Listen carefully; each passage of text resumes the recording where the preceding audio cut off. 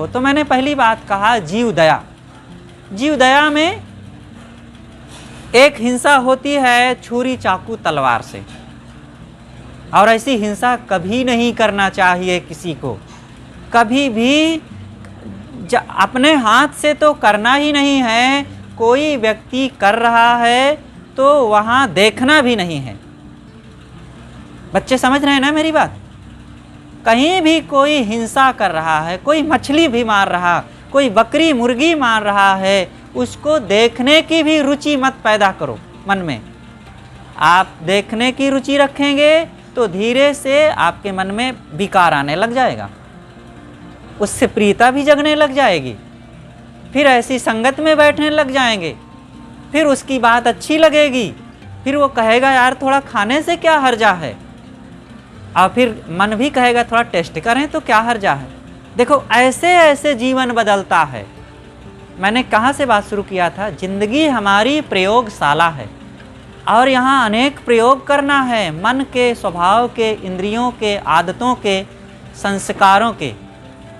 तो हिंसा का त्याग, तो हिंसा का त्याग सबसे पहले जहाँ पर ऐसे लोग हों वहाँ ना जाओ, ऐसे हिंसकी लोगों के साथ बैठो उठो मत, ऐसे हिंसकी लोगों के घर में खाओ पियो भी मत। वो आपको आमंत्रित कर दिया है, आपको नहीं खिला रहा है मांस, लेकिन उसके यहाँ समय समय से बकरे कटते हैं, मुर्गी कटती है, मांस खाते हैं लोग। अब आपको आमंत्रित कर दिया, आप जानते हैं, अब जा कर के खा रहे हैं उनके यहाँ दाल भात पूड़ी सब्जी। तो लोग देखेंगे तो क्या सोचेंगे? जब ये मांसाहारी के यहाँ खा रहा है तो ज़रूर ये मांस खाता होगा। सोचो, आप शराब की दुकान में जा कर के अपने पास से दूध ले जा कर के पियो तो लोग क्या कहेंगे? क्या कहेंगे? दूध पी रहा है। यही तो कहेंगे कि ये शराब पी रहा है। आप मांसाहारी के यहाँ जा कर के दाल भात ही खाइए तो भी लोग कहेंगे कि ये भी मांस खाता होगा। संगति के प्रभाव से कोई बचता नहीं है। वो कहानी याद करिए, शायद सुने होंगे बच्चे, पुनः याद करें कि एक किसान था। किसान का खेत एक बहुत बड़े जंगल बगीचे के पास था, वन जैसा था वहाँ पर। तो वहीं खेत था, तो गेहूँ बो करके आया, और जैसे ही बो करके आया खेत में तो उस वन उद्यान से बहुत सारे पक्षी आए और खेत में बैठे सारे दाना चुग गए। अब किसान फिर से दोबारा बोया, क्योंकि दाना खा गए तो अब उगेगा क्या, और उगेगा नहीं तो फसल क्या होगी, फसल नहीं होगा तो खाएगा क्या। तो किसान फिर से बोया, फिर जंगल से सारे पक्षी आए और वो खाने लग गए, फिर खा गए। बहुत परेशान हुआ। अब थोड़े देर के लिए हटता और झुंड के झुंड आते और सारे दाने बीन के खा लेते। तो किसान तीसरी बार बोया और एक बड़ा सा जाल बिछा दिया, और जाल बिछाया और पक्षी आए और सब बैठ गए और जाल खींचा और सब फंस गए। और उन पक्षियों के साथ उसमें एक सारस पक्षी भी फंस गया। तो अब किसान से सारस प्रार्थना करता है कि देखो, मैं तुम्हारे खेत के दानों को नहीं खाता था, मैं वहाँ के कीड़ों को खाता था, इसलिए मुझे छोड़ दीजिए। किसान ने कहा, तुम मूर्ख हो, तुम इन पक्षियों का साथ किए हो, भले दाना नहीं चुगते रहे लेकिन तुम इनके साथ आए हो, इसलिए अब तुमको भी मैं मारूंगा। और वो बहुत गिड़गिड़ाता रहा, लेकिन किसान ने सारस को नहीं छोड़ा। इसी प्रकार जो जैसी संगत में रहेगा उसका फल उसे मिलना ही है। इसलिए सदैव अपनी संगति का ख्याल रखो। झूठ बोलने वालों की संगत में ना बैठो, हिंसकियों के पास मत बैठो, शराबियों के पास मत बैठो। जिनके घर के लोग शराब पीते हैं उनके पास आप बैठे उठेंगे तो धीरे से आपको भी वैसी बातें सिखाने लग जाएंगे। तो ऐसे ही तो होता है। एक बार स्कूल से बहुत से बच्चे पढ़ करके लौट रहे थे, तो एक ग्रुप था, उसमें 4-5 बच्चे थे। तो एक डॉक्टर का बेटा था, एक मास्टर का बेटा था और एक इंजीनियर का, एक नेता का बेटा था। तो ये 4-5 लड़के थे। तो चारों आपस में बात कर रहे थे। डॉक्टर वाले ने कहा कि मैं पढ़ लिख करके डॉक्टर बनूंगा, क्योंकि मेरे पिताजी डॉक्टर हैं और मैं उनसे डॉक्टरी का प्रैक्टिस करके सीख लूँगा, सरल होगा। दूसरे ने कहा कि मैं पढ़ लिख करके इंजीनियर बनूंगा, मेरे पिताजी इंजीनियर हैं। तीसरे ने कहा मैं अध्यापक बनूंगा, क्योंकि मेरे पिता अध्यापक हैं। चौथा कुछ नहीं बोला। उससे लोगों ने पूछा कि तुम क्या बनोगे? वो कुछ नहीं बोला। घर आया और उदास होकर के बिस्तर पर लेट गया। माँ आई, पूछती है बेटा क्यों उदास है, क्यों दुखी है तू? तो उसने कुछ नहीं बोला। तब तक पिताजी आ गए।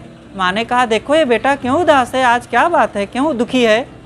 तो दोनों मिलकर पूछते हैं कि बेटा क्या तुम आपस में साथियों में झगड़ा किए हो, किसी ने मारा है, अध्यापक ने कुछ मारा है, कहा है?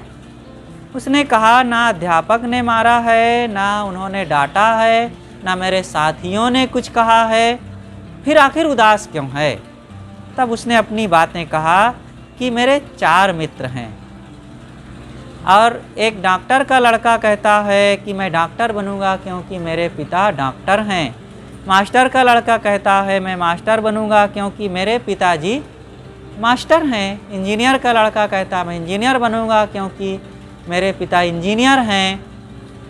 पिताजी मैं क्या बनूंगा, क्योंकि आप तो शराबी हैं। क्या मैं उनसे यही जवाब दूं कि मैं शराबी बनूंगा, मेरे पिताजी शराबी हैं इसलिए? इतना सुनते ही पिताजी शांत मौन हो गए। एक क्षण सोचे और उन्होंने कहा कि बेटा तू और कुछ बन पाए या ना बन पाए, लेकिन तुम्हें एक सच्चे इंसान बनना है। जा कर के अपने मित्रों से कहना कि मैं एक सच्चा इंसान बनूंगा क्योंकि मेरे पिता एक सच्चे इंसान हैं। आज से मैं शराब पीना छोड़ता हूँ। उसके पिता शराब पीते थे और अपने बेटे की इन भावनाओं से आज वो अवगत हुआ और उस दिन से दृढ़ संकल्प कर लिया कि मैं शराब आज से कभी नहीं पीऊँगा। तो इस प्रकार हम सब लोग भी इन समस्त दोषों के लिए दृढ़ संकल्प करें कि हमें ऐसा कभी कुछ नहीं करना है। यद्यपि यहाँ पर ऐसा कोई नहीं है, लेकिन इन सब जो गलतियों को गलती समझकर हम गलत जाने भी, पहले जानेंगे तभी ना उस पर हम कदम बढ़ाएंगे और उसको जीवन में चरितार्थ करेंगे और अच्छाइयों को अच्छा समझकर उसको भी हम जाने और उसको भी चरितार्थ करें। तो मैं कह रहा था हिंसा का त्याग, और हिंसा केवल तलवार से, डंडा से, लाठी से ही नहीं होती है। हिंसा होती है जुबान से भी। आपस में किसी को कभी गाली नहीं देना चाहिए, किसी को कटु नहीं बोलना चाहिए और किसी का अपमान भी नहीं करना चाहिए। इतना ही नहीं, कभी भी किसी को ये मत कहो कि कोई ऊंचा है कोई नीचा है। मनुष्यों में क्या कोई ऊंचा नीचा होता है? सब एक समान है। सतगुरु कबीर ने क्या कहा है, याद है किसी को? तहिया हम तुम एक लोहू, एक प्राण बियापै मोहू, एक जनी जना संसारा, कौन ज्ञान से भयो निनारा। कितना महत्वपूर्ण वचन है। यहाँ कोई बड़ा नहीं, कोई छोटा नहीं। कुछ लोग होते हैं जो अपने आप को जन्मजात ऊंचा मानते हैं और कुछ लोग होते हैं जो नीचा मानते हैं। बताओ कौन नीचा है, कौन ऊंचा है? सतगुरु कबीर कहते हैं कि सबका जन्म एक समान हुआ, सबके खान पान एक समान है, सबके सुख दुख एक समान है, सबके रोग व्याधि एक समान है।